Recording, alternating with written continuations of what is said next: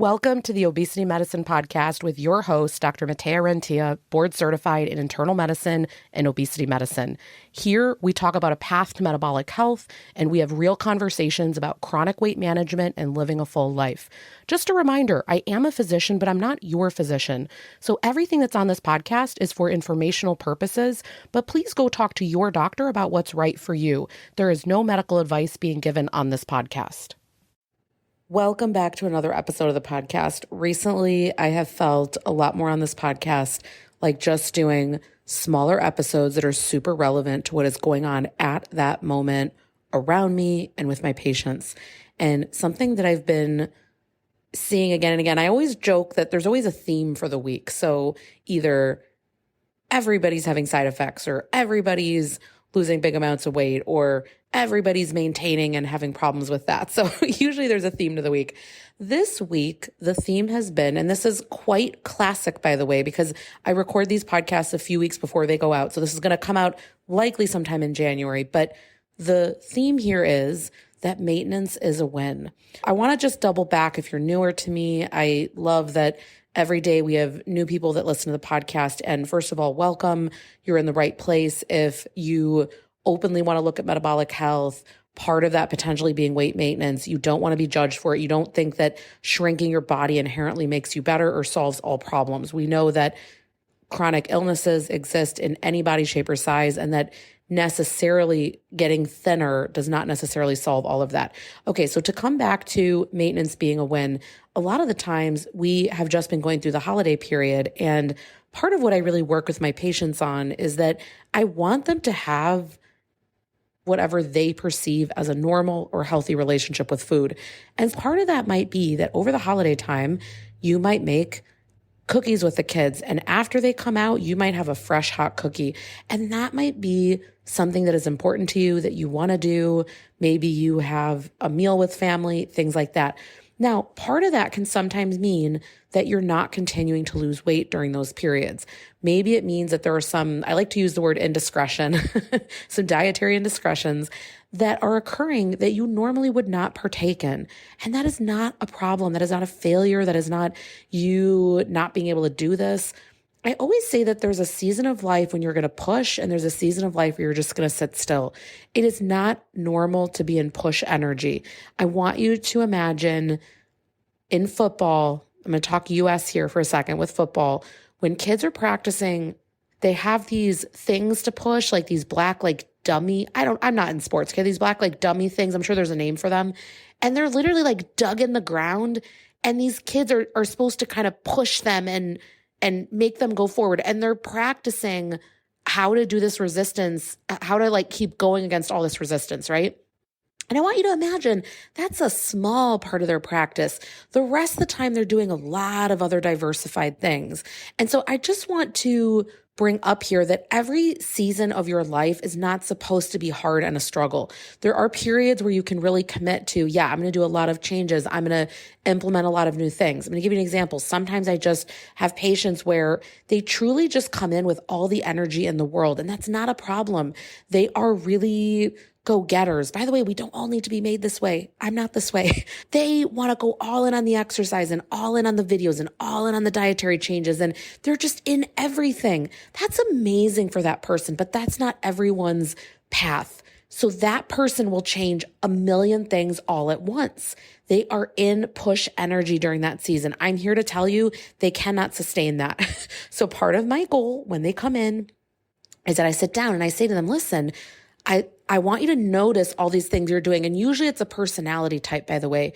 And I say, that's great.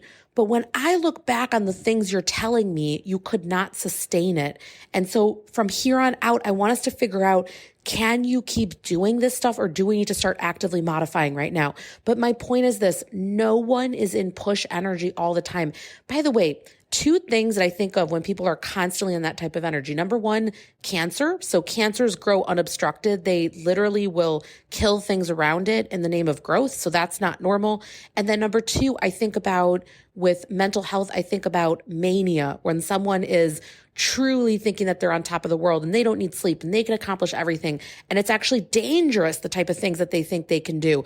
They might spend all the money in the house. They might be having relationships with people that are not good for them. They might physically be getting into dangerous situations and they think they've solved all the problems of the world. It's called mania.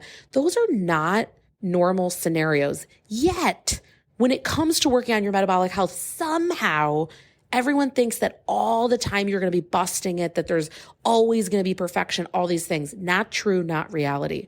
So what I want to go over here is that it is totally fine, normal, and natural for you to have periods of maintaining. That's actually a massive success. So I want to throw out there, if the scale has not moved for you in a long time, I truly don't care. Because the question is, do you like the things that you are doing? Do you like the way in which you're eating? Are you proud of how you're moving, the water that you're drinking? Or do you think that there's something there that you could up level and work on a little bit? Then that is where your energy should go. I am a very big fan also of looking at body composition. And so everyone is just obsessed with the scale. And one thing I want to point out is once you get to these lower BMI numbers, which I'm just going to classify as anything sort of like a BMI 28 or under, what I typically see is that if you're really fit and you're working out a lot and you're doing all that, sometimes just for the quote unquote, the scale number to go down, you're going to sacrifice a lot of muscle mass. And so it's not relevant only what that scale number is doing. This is why if someone can't afford the in-body scale, that's one where if my patients have that, I can go over the numbers with them and I can really help them to interpret kind of month to month. Is the scale going down? Is it happening at the cost of their muscle, or is it still okay how it's happening? And I interpret those numbers with them. If they can't do that, because the scale is quite pricey, it's like 300 something. Again, I'm not affiliated with it. Over Black Friday, it's 200 something. But if they can't get that, then we'll rely on body measurements, which is a pretty good proxy as well. But the point is, we need to look at things other than just what the scale is doing. And just because the scale number is staying steady, that does not mean that your body is staying steady. I had a patient tell me this past week, past month, that in the past month, the scale had stayed the same, but their inches are going down. These are the type of things that if you're only focused on one number and you're heat missiled in on it, you're going to say, oh, this thing isn't changing. And then that means I'm a failure. And you almost want to give up on these things. We've got to start realizing that it's not normal for your body to constantly be releasing weight. That might actually mean that you're in this, hyper push phase all the time, and you might need periods of rest. And I want you to look at, can that be a win, that it's staying stable? Can there actually be a lot else at play here that I'm not realizing? Are there other things that I could focus on? Because often I find if you're really only wanting the scale number to go down, that's the only thing you're trying to make happen. You're not really focused on how you're making it happen. Like really like marrying the journey. Like I like what I'm doing and I like where I'm getting to, and I'm actually feeling better and stronger in my body, all those kind of things. So today the whole message is, it's not a problem if you're maintaining. It's actually incredibly hard for people to maintain their weight. And so this is a massive win. I've just had so many people this week where they've been maintaining their weight, but they look back and they tell me, but I did all this and that with the holidays, and they had multiple birthdays and they traveled, and never in their life have they gone through a season where they were able to keep these things steady during that time. And that is incredibly hope-filled for them because they've learned to look at it in a different way. So remember, when you're at maintenance, it just means that you're supporting your body right at that level. It might mean that there are other shifts occurring in your body. And so you need to stay open to this. So again, if you are maintaining, congratulations, because that means that you've achieved some level of equilibrium, some level of it working for you at the moment. That is not a problem. I'm going to leave it there. I want to remind you, if you're loving this podcast, please leave a review wherever you're listening. It really helps us to be able to grow this podcast and get to other people. All right. Hope you have a great rest of the week.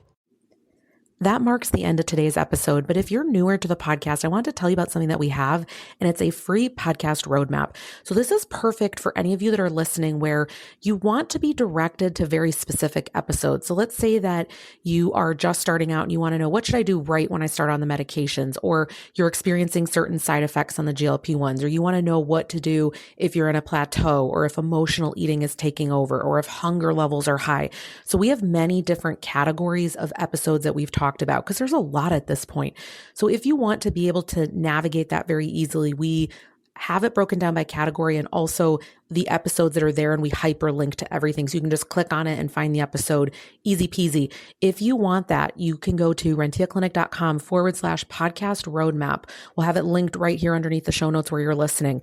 And you can go ahead and get that free resource so that it makes it easy for you to navigate, because I know that it's really hard when someone has an established podcast. I am such a podcast fiend, listening to podcasts all day long. And when I find one that I love, but there's a lot that are out there, I am so lost. So I hope that you enjoy this free podcast roadmap. Again, the link to get to that is going to be rentiaclinic.com/podcast roadmap.